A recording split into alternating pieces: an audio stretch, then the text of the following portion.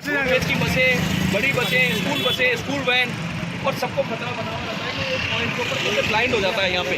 बिल्कुल चीजों की वजह से दिखता ही नहीं कि उधर से कौन आ रहा है कौन। पुष्कर की पवित्र धरती पर वहाँ आपके लिए एक सुनहरा अवसर इंतजार कर रहा है। दी टर्बन रिजॉर्ट पुष्कर के दिल में बसा एक 5 स्टार डेस्टिनेशन आपके सपनों को सच कर सकता है, जिसमें मिलेगा 2 मुफ्त डेस्टिनेशन वेडिंग, हर साल 21 मुफ्त नाइट स्टे। अभी कॉल करें 8824030683। यहाँ पर कुछ दिनों से लिंक रोड के ऊपर लाल बत्ती हरी बत्ती लगाई जिससे कि ट्रैफिक व्यवस्था को सुधारा जा सके। सुधारने के लिए इन्होंने यहाँ पर 3 पॉइंट है, क्योंकि ये तिराया है तो 3 पॉइंट है। एक आता है जो बस स्टैंड और कलेक्टेड और उधर से आता है, जिसके अंदर से कई बसेस वगैरह जो रोडवेज की है वो अंदर से जाती है, क्योंकि ये एनएच है बीकानेर का। दूसरा, शहर से एक बहुत बड़ी संख्या के अंदर लोग आते हैं और एक बहुत बड़ी कॉलोनी पीछे जो बनी हुई है उधर से लोग आते हैं।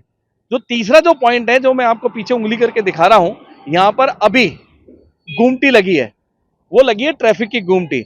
मैं मानता हूं सभी को अधिकार है कि वो छाया में रहे, उनको सुविधाएं मिले, पर अगर फोर्स को, अगर वो छाया में बैठा रहेगा तो ट्रैफिक व्यवस्था को कैसे सुधारेगा? सबसे पहला तो पॉइंट यही है। पर आपने फिर भी अगर चलो उनको कुछ देर के लिए रेस्ट करने के लिए गुमटी बनाई, पर वो गुमटी किस जगह बनाई है आपने, वो देखने वाला विषय है कि गुमटी आपने बिल्कुल एग्जैक्ट जो ग्रीन लाइट जो कलेक्टेड और बस स्टैंड की तरफ से जो आता है उसको रेड लाइट और ग्रीन लाइट पर रोकना है, उसके सामने बना दी। वो जो थी वो बिल्कुल छुप गई। उसके पीछे कैमरा भी लगा हुआ आपको दिख रहा है, वो कैमरा भी छुप गया। अब किस प्रकार से आप सामने की तरफ देखेंगे? आपको वो दिखेगा ही नहीं। दूसरा, जितनी भी गुमटियां लगी है ये यहाँ पर है, बस स्टैंड पे है, बीकानेर मिष्ठान भंडार के वहां है, आपने लगाई है। वो पॉइंट देखिए, मतलब वैसे ही रोड सकड़े हैं, आपने रोड के बीच के अंदर लगा दी। ट्रैफिक का व्यवस्था है, सरकार का काम है, सुलभ रूप से आम जन आए। जो बीकानेर मिष्ठान भंडार पे लगाई है वो तो बिल्कुल तिराहे पे आपने लगा दी। तिराहे पे लगाने से एक्सीडेंट जोन बना दिया आपने, और उसके आसपास के अंदर लोग बाग अतिक्रमण के रूप में ठेले और ऑटो का एक स्वयंभू एक ऑटो स्टैंड बन गया, जबकि राज्य सरकार द्वारा शायद वहां पे ऑटो स्टैंड की परमिशन नहीं है। आप देखें कि इनकी आड़ में बन रहा है और वहीं पे खड़ा हुआ ट्रैफिक पॉइंट का आदमी ना तो उन ठेले वालों को हटाता ना और हटाता। और इससे बड़ा जीता जागता क्या हो सकता है कि स्मार्ट सिटी में जहां से आने का नाला है, आप एक तरफ पूरे ठेले को हटा रहे हो, एक तिराहे पर जहां घूमना है, टर्न करना है, उसके ऊपर किस तरीके से ठेले वाले खड़े, और वहीं पर एक पुलिस का ट्रैफिक का कांस्टेबल खड़ा होकर उस ट्रैफिक व्यवस्था को सुधारता है।